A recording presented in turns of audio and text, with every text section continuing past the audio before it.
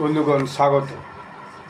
প্রথমেই আমি আপনাদের অনুরোধ করব, আপনারা আমার এই ভিডিওটি লাইক শেয়ার করবেন এবং চ্যানেলটি সাবস্ক্রাইব করবেন, বেল আইকন ক্লিক করবেন, যাতে করে আপনারা নিয়মিত আমার ভিডিও পেতে পারেন। আজকে একটা ইতিহাসের পাতা নিয়ে আলোচনা করব। আপনারা কি কেউ শুনেছেন বা ইতিহাসের পাতায় পড়েছেন কাকরি বিপ্লব নিয়ে আমিও কিন্তু ইতিহাসের পাতায় কিছু পড়িনি। আর্টসের ছাত্র হিসাবে ইতিহাস আমরা স্কুল জীবনে পড়েছি, কিন্তু এই বিপ্লবের কথা কখনো আমরা পড়িনি বা শুনিও নি। আমার এই দীর্ঘ জীবনে আমি প্রথম বিষয়টা জানছি। অনেক এরকম অজানা তথ্য আছে, আজকে সেই একটা তথ্য নিয়েই আজকে আলোচনা করব। এই কাকরি রেভলিউশন এটা হয়েছিল 9ই আগস্ট 1925 সালে। তা আমি জানলাম কি করে? গতকাল হঠাৎ নরেন্দ্র মোদীর একটা টুইট দেখলাম। সেই টুইটে তিনি লিখেছেন যে কাকরি বিপ্লবে যারা অংশগ্রহণ করেছিল, সেই স্বাধীনতা সংগ্রামী, তাদের প্রতি সম্মান জানিয়ে জানাচ্ছি আমরা তাদের যে স্বপ্ন, সেই স্বপ্ন পূরণ করার জন্য অঙ্গীকারবদ্ধ। ইংরেজিতে টুইটটা আমি খুব সংক্ষিপ্ত তর্জমা করে সেটা বলছি। এখন তারপর আমি তখনই আমার মাথায় ব্যাপারটা ঢুকলো যে তাহলে কাকরি রেভলিউশনটা কী, সেটা একটু জানতে হবে। তো আমি ইতিহাসের পাতা উল্টে দেখার চেষ্টা করলাম। তো ইতিহাসের পাতা উল্টে দেখে যেটা জানলাম সেটা হচ্ছে যে 1925 সালের 9ই আগস্ট একটা ট্রেনকে ডাকাতি করা হয়েছিল। সেই ডাকাতিটা করেছিল হিন্দুস্তান রিপাবলিকান অ্যাসোসিয়েশন, HR-এ। কারণটা কি? কারণটা ছিল তিনটে। এই ট্রেন ডাকাতির তিনটে কারণ ছিল। একজন হচ্ছে যে প্রথম হচ্ছে যে ব্রিটিশ প্রশাসন যে ট্যাক্স জবরদস্তি কালেকশন করে ভারতীয়দের কাছ থেকে নিয়ে যেত, সেই ট্যাক্সের টাকা লুট করে HR-এ তাদের ফান্ড ক্রিয়েট করতে চেয়েছিল। 2 নম্বর হচ্ছে যে ব্রিটিশ অ্যাডমিনিস্ট্রেশনের যে ভারতীয়দের কাছ থেকে জোর জবরদস্তি ট্যাক্স কালেকশন করা, এইটার এগেনস্টে একটা প্রতিবাদ।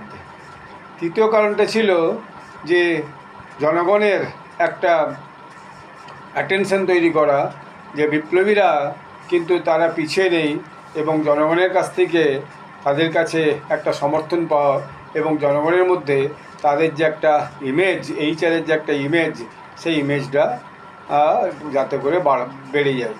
এবং এই রাবারিতে যারা মূল যুক্ত ছিল দুজন নেতা, তারা ছিল রামপ্রসাদ বিসমিল এবং আশরাফুল্লাহ খান। এই আশরাফুল্লাহ খান এবং রামপ্রসাদ বিসমিল এরা মূল নেতা ছিল এই যে ট্রেন রাবারির। এবং এইটাকে একটা কাকরি বিপ্লব বলে ইতিহাসের পাতায় অনেক লেখক লিখে রেখেছেন। পরবর্তীকালে এরা হিন্দুস্তান সোশ্যালিস্ট রিপাবলিকান অ্যাসোসিয়েশন বলে একটা সংগঠন তৈরি করেন স্বাধীনতা সংগ্রামকে এগিয়ে নিয়ে যাওয়ার জন্য। এবং ব্রিটিশদের বিরুদ্ধে যে রেভলিউশনারি অ্যাক্টিভিটি, সেই রেভলিউশনারি অ্যাক্টিভিটিকে তারা চালিয়ে যেতে থাকেন। এবং দেখা গেল যে এই যে কাকরি রেভলিউশন, অর্থাৎ কাকরি ট্রেন রাবারি, এই ট্রেন রাবারিতে যারা যারা যুক্ত ছিল তার মধ্যে বিসমিল এবং খান্তছড়ি, তার বাইরে ছিলেন রাজেন্দ্র লাহিড়ী, চন্দ্রশেখর আজাদ, শচীন্দ্র বক্সি, কেশব চক্রবর্তী, মন্মথনাথ গুপ্ত, মুকুন্দিলাল ও মুরারিলাল খান্না এবং বানোয়ারিলাল। এবং এই ডাকাতিতে একজন প্যাসেঞ্জারও মারা গেছিল।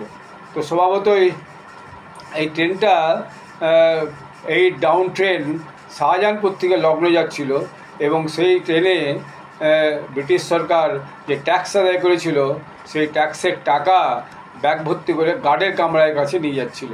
বলা হয় যে সেই গার্ডের কামরায় 3 বস্তা ট্যাক্সের টাকা ছিল এবং তখনকার দিনে সেটা ছিল ভারতীয় মুদ্রায় 8,000 টাকা। ভাবতে পারেন আজ থেকে প্রায় 100 বছর আগে 8,000 টাকার কত মূল্য ছিল। তো এটা যদি এই যে বিপ্লবীরা ট্রেনের মধ্যে উঠে যায়, ট্রেনের মধ্যে উঠে গিয়ে একজন ট্রেনের চেন টানে এবং চেন টানার পর সেই ট্রেন দাঁড়িয়ে যায়। তখন বাকি বিপ্লবীরা গার্ডের কামরায় উঠে যায় এবং গার্ডের কামরায় উঠে গিয়ে গার্ডকে বন্দি করে ফেলে এবং সেখান থেকে টাকা লুট করে লগ্নতে যে নেমে যায়। তো এই ঘটনার পরে ব্রিটিশরা স্বভাবতই খুবই ভয় পেয়েছিল, কিন্তু ভয় পেয়ে কী হবে, ব্রিটিশদের তো নির্যাতন, তাদের দমনপীড়ন তার কোনো কম ছিল না। পরবর্তীকালে ব্রিটিশরা হুইচান্ড শুরু করে, ম্যানহান্ট শুরু করে, যে যারা যারা এই ডাকাতির সঙ্গে যুক্ত ছিল খবর টবর নিয়ে পরবর্তীকালে রামপ্রসাদ বিসমিলকে শাহজাহানপুরে তারা অ্যারেস্ট করে এবং আশরাফুল্লাহ খানকে দিল্লিতে অ্যারেস্ট করে। 1925 সালে অ্যারেস্ট করে বিসমিলকে 26 অক্টোবর এবং আশরাফুল্লাহ খানকে অ্যারেস্ট করে 27 ডিসেম্বর 1926 দিল্লিতে। এবং এদের বিরুদ্ধে তারপর ব্রিটিশ সরকার প্রসিকিউশন শুরু করে, যেহেতু ওখানে ট্রেনে একজন মারা গেছিলো, অতএব যে attempt to murder case, say attempt to murder কেসে হচ্ছে যে তাদের শাস্তির জন্য এই এটা চালায়। তো এই যে বিপ্লবী ঘটনা, এই বিপ্লবী ঘটনা কিন্তু ইতিহাসের পাতায় খুব চর্চাতে আসে না, পড়ানো হয় না।